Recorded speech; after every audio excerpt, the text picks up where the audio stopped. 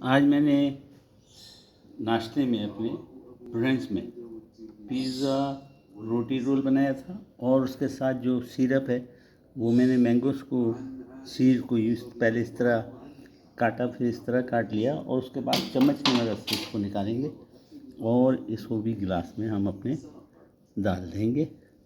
और मेरे पास फालसों का जूस बनाया हुआ है, ये डाल दिया और इसमें हम ऐड करेंगे फालसों का जूस।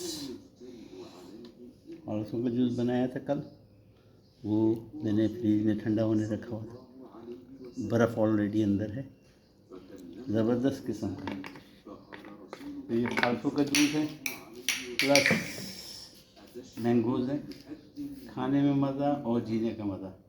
उम्मीद है आपको पसंद आएगा। लाइक और सब्सक्राइब बनता है तो कर लीजिएगा।